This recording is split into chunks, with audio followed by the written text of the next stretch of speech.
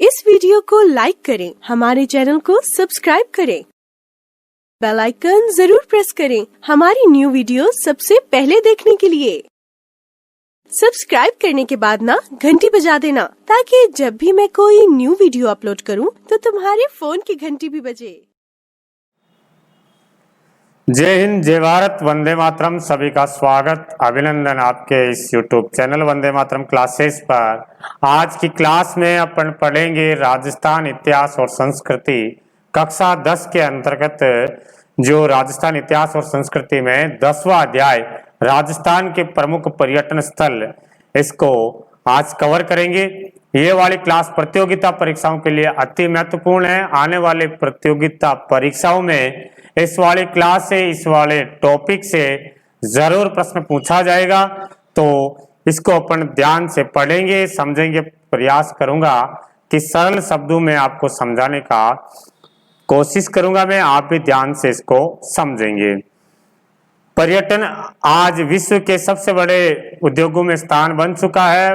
राजस्थान भी पर्यटन स्थलों की दृष्टि से संपन्न राज्य है। यहाँ हर वर्ष लाखों सैलानी राजस्थान में आते हैं। आंकड़े बताते हैं कि भारत आने वाला हर तीसरा पर्यटक राजस्थान आता है। यहाँ से प्रश्न बनता है, भारत में आने वाला कौन सा पर्यटक राजस्थान आता था। जैसे 3 भारत में पर्यटक आ रहे हैं विदेश से, तो 3 में से एक पर्यटक अपने राजस्थान में आता है।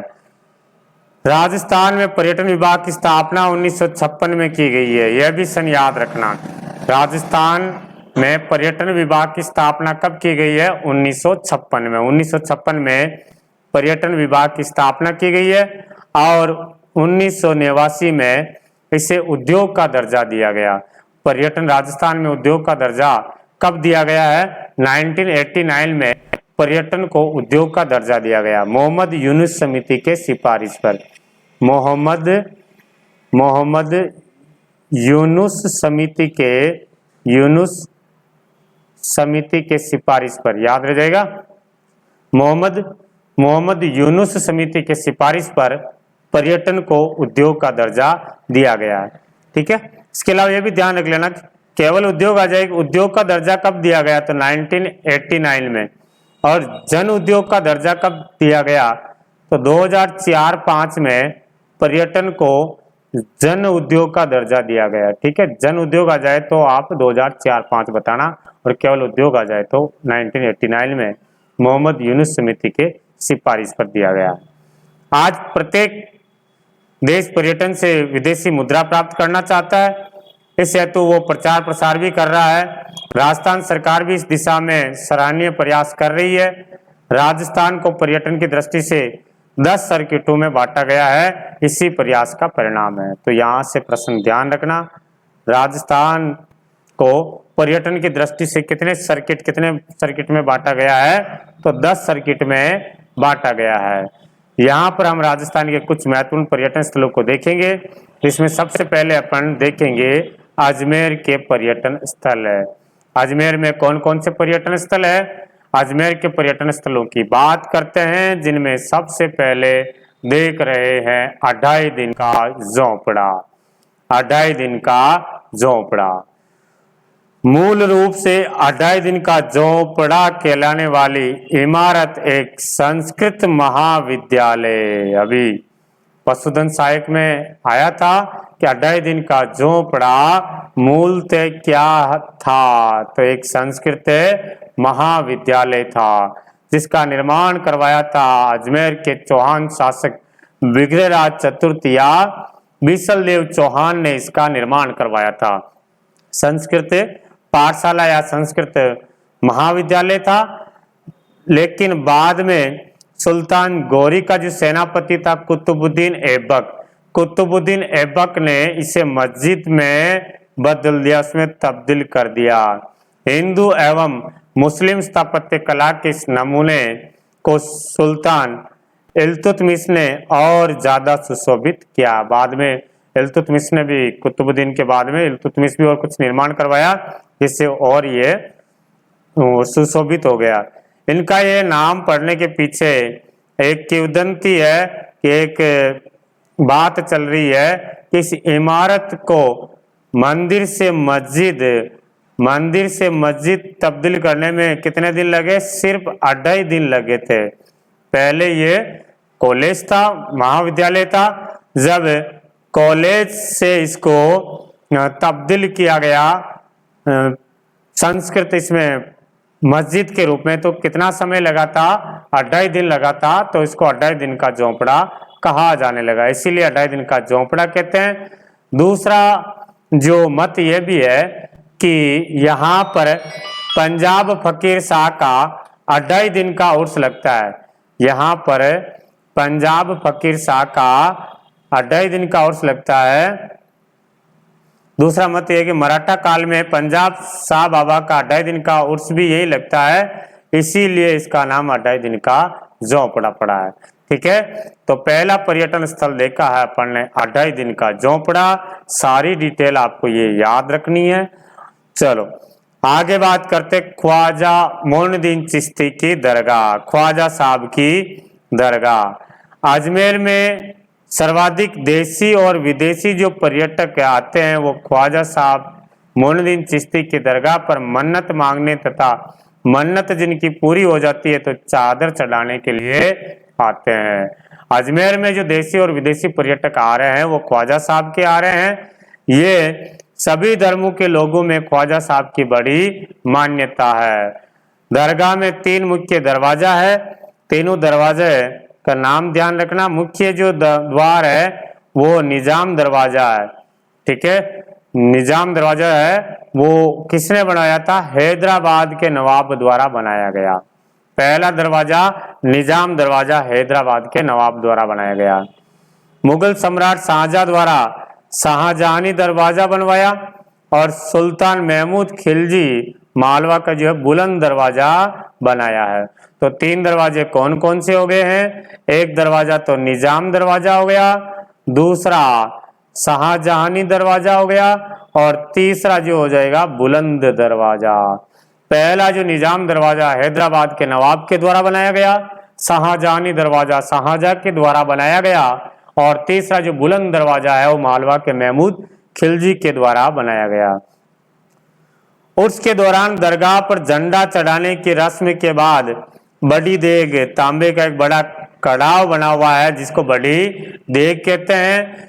बड़ा कड़ाव जिसमें 800 किलो 4800 किलो और जो छोटी कढ़ाई छोटी देग है उसमें 2240 किलोग्राम खाद्य सामग्री पकाई जाती है, जिसे भक्त लोग प्रसाद के रूप में बांटते हैं, लेते हैं। श्रद्धालु अपनी मनोकामना पूर्ण होने पर इन देगों में भोजन पकवाते और बांटते हैं।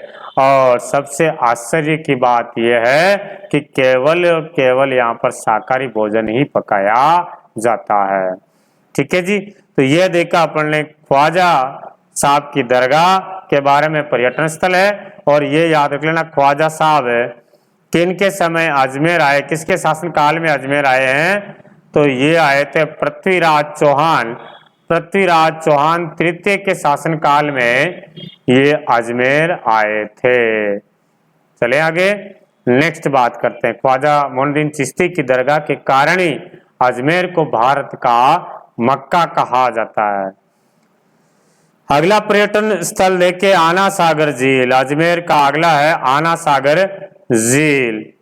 आना सागर झील की बात करें तो ये एक कृत्रिम झील है। आना सागर झील अजमेर में इसे जो अजयराज चौहान के पुत्र अर्णोराज आनाजी चौहान, पृथ्वीराज चौहान तृतीय के दादाजी पितामह और अजयराज चौहान के पुत्र अर्णोराज ने इसका निर्माण करवाया और अर्णोराज को आनाजी के नाम से भी जाना जाता है। इन्हीं के नाम पर आना सागर झील का नाम पड़ा है, जिसके निकट दौलत बाग बना हुआ। आना सागर झील के निकट दौलत बाग बना हुआ है। मुगल सम्राट जहांगीर द्वारा यहाँ पर दौलत बाग बनाया है। दौलत बाग किसने बनाया था? जहांगीर ने। और 5 संगमरमर की 12 दरी बनी हुई है, जिसका निर्माण शाहजहां ने करवाया था। ठीक है, जहांगीर ने तो यहाँ पर दौलत बाग बनाया और शाहजहां ने यहाँ पर 5 से 12 दरी का निर्माण करवाया, संगमरमर की 12 दरी निर्माण करवाया। खूबसूरत सफेद मार्बल में बनी बारादरी से हरे भरे वृक्ष और कुंज से घिरी, जहां सुस्ताने तथा मानसिक शांति के लिए पर्यटक आते हैं। तो यह देखा है अपन ने आना सागर झील। अजमेर का अगला पर्यटन स्थल देखते हैं मेयो कॉलेज। मेयो कॉलेज कहाँ है? मेयो कॉलेज अजमेर में। भारतीय राजघराने के बच्चों के लिए ये एक बोर्डिंग स्कूल हुआ करता था। यहाँ पर जो राजा महाराजा राजघराने के जो बच्चे होते थे वो इस कॉलेज में पढ़ते थे।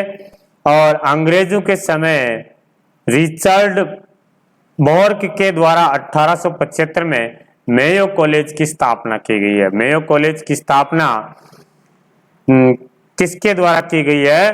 तो रिचर्ड बोर्क के द्वारा 1875 में की जाती इसकी स्थापना। जिस समय शासक थे जयपुर के एक शासक थे राम सिंह द्वितीय। राम सिंह के समय लॉर्ड मेयो अजमेर और जयपुर यात्रा में आए थे, उस समय इसका निर्माण किया गया। ये जो भवन है मेयो कॉलेज की स्थापत्य इंडो सार्सेनिक इंपोर्टेंट है। कौन सी जो शैली में बना हुआ है? इंडो सार्सेनिक है, यानी भारतीय और अरबी शैली में ये बना हुआ है। मेयो कॉलेज इंडो सार्सेनिक शैली में बना हुआ है। संगमरमर से निर्मित यह भवन अत्यंत आकर्षक है। तो मेयो कॉलेज कहाँ है? एक तो ये ध्यान रखना है इसकी स्थापना किसने की है? तो रिचर्ड बोर्क के द्वारा। सन भी याद रखना 1875 में। और कौन सी शैली में है? तो इंडो सार्सेनिक शैली में बना हुआ भारतीय अरबी शैली। आपके एग्जाम में आएगा तो ये अंग्रेजी में लिखा हुआ आएगा, अंग्रेजी नाम ध्यान रखना। ठीक है जी। नेक्स्ट बात करते हैं सोनी जी की नसिया। अजमेर में है सोनी जी की नसिया। 19वीं शताब्दी में ये जैन मंदिर है। ठीक है, एक तो ये याद रखना सोनी जी की जो नसिया है कौन से संप्रदाय कौन से समुदाय से संबंधित है? तो जैन समुदाय से संबंधित है। जैन मंदिर भारत के समृद्ध जैन मंदिरों में से एक मंदिर है, जिसके मुख्य कक्ष को स्वर्ण नगरी कहा जाता है। किस मंदिर के मुख्य कक्ष को स्वर्ण नगरी कहा जाता है? तो बता देना सोनी जी की नसिया। इसका प्रवेश द्वार जो है लाल पत्थरों से बना हुआ है तथा अंदर जो संगमरमर की दीवारें बनी हुई है, जिस पर काष्ठ आकृतियां और शुद्ध स्वर्ण पत्थरों से जैन तीर्थंकरों की छवियां और चित्र बने हुए हैं। सोनी जी की नसिया कौन सी शताब्दी कौन सी सदी में बने हुए हैं? 19वीं सदी की। ये भी याद रखने पूछ सकते हैं सोनी जी की नसिया कौन सी सदी में है? तो 19वीं सदी में है। जैन समुदाय से संबंधित है, जैन मंदिर है ये। और इसका जो मुख्य कक्ष है इसको स्वर्ण नगरी कहते हैं। मुख्य द्वार लाल पत्थरों से बना हुआ, अंदर संगमरमर से है। और इस जिस पर जो संगमरमर की दीवारें बनी हुई है उस पर शुद्ध स्वर्ण पत्थरों से जैन तीर्थंकर है उनकी छवियां और चित्र लगे हुए हैं। नेक्स्ट बात करते हैं अगला पर्यटन जो स्थल है अजमेर का, वो है ब्रह्मा जी का मंदिर। नेक्स्ट ब्रह्मा जी का मंदिर है।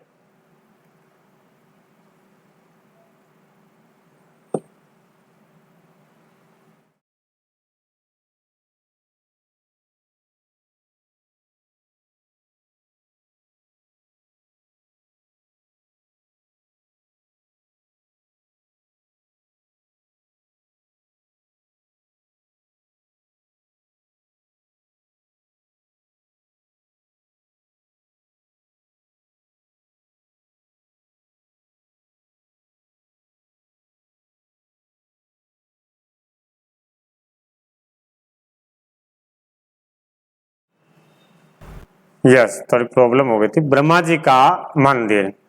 ब्रह्मा जी का मंदिर की बात करें तो पूरे विश्व का एकमात्र ब्रह्मा जी का मंदिर पुष्कर में स्थित है। सभी को पता होगा। अब हालांकि एक छीच बांसवाड़ा और आसोत्रा बाड़मेर में भी बन गया, पहले ये एकमात्र मंदिर था। छीच एक तो बांसवाड़ा में है और एक आसोत्रा बाड़मेर में अब मंदिर बन गया है।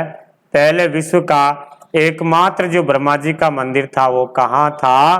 वो सिर्फ और सिर्फ पुष्कर अजमेर में था।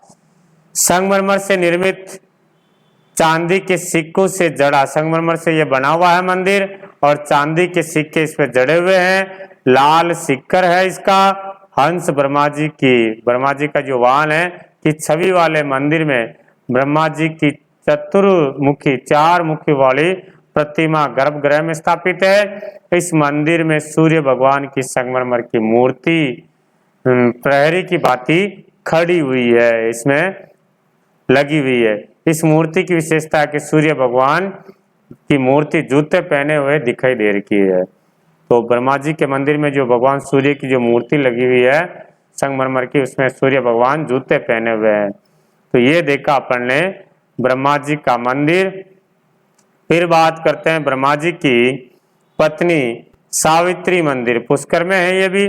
सावित्री माता का मंदिर, ब्रह्मा मंदिर के पीछे ऊंची पहाड़ी पर सावित्री माता का मंदिर है, जो ब्रह्मा जी की पहली पत्नी थी। मंदिर तक पहुंचने के लिए सुविधाजनक सीढ़ियां बनी हुई है। हालांकि अब वहां पर रोपवे भी चालू कर दिया 2016 से। ऊपर चढ़कर मंदिर से नीचे की ओर झील, मंदिर और रेत के टीलों का विहंगम दृश्य बेहद सुंदर दिखाई पड़ता है। ऐसी किंवदंती है कि ब्रह्मा जी ने पुष्कर में अपना यज्ञ करने के लिए गायत्री जी से दूसरा विवाह किया था। ब्रह्मा जी को यहाँ पुष्कर में यज्ञ करना था, सावित्री माता जी कहीं गए हुए थे तो इनको यज्ञ करना था, तो गायत्री माता से शादी करके यज्ञ कर लिया था। इस बात को सावित्री माता जी को बुरा लगा, नाराज हो गए और नाराज होकर के उनको श्राप दे दिया था ब्रह्मा जी को। सावित्री माता ने कहा कि आपकी कहीं पूजा नहीं होगी, इतने दिन तक आप पूजे जा रहे थे, अब कोई पूजा नहीं होगी, ठीक है। इसलिए यहाँ पर केवल एकमात्र ही मंदिर था। तो इससे नाराज होकर पहली पत्नी सावित्री ने श्राप दिया। फलस्वरूप पूरे विश्व में ब्रह्मा जी का केवल एक ही मंदिर है, पुष्कर में है। अब सावित्री मंदिर पर रोपवे की सुविधा उपलब्ध हो गई है। राजस्थान का तीसरा रोपवे कब चालू किया गया? 2016 में चालू हो गया है रोपवे। फिर बात करते हैं पुष्कर सरोवर। पुष्कर सरोवर की बात करें, अजमेर का अगला पर्यटन स्थल है पुष्कर सरोवर, जिसको तीर्थराज के नाम से जानते हैं। तीर्थराज के नाम से जाना जाता है। प्रसिद्ध पुष्कर सरोवर सभी तीर्थ स्थलों का राजा कहलाता है। तो प्रश्न आ जाए तीर्थ स्थलों का राजा किसे कहते हैं, तो बता देना पुष्कर को कहते हैं। पुष्कर को तीर्थ स्थलों का राजा। इस सरोवर में डुबकी लगाने से तीर्थ यात्रा संपन्न मानी जाती है। ऐसी मान्यता है कि अर्ध गोलाकार रूप में लगभग 9-10 मीटर गहरी इस झील में 500 से अधिक मंदिर और 52 घाटों से घिरी हुई है। तो ये देखा अपन ने अजमेर के पर्यटन स्थल, और उसके बाद वाले में देखेंगे अपन अलवर के और उसके आगे वाले के।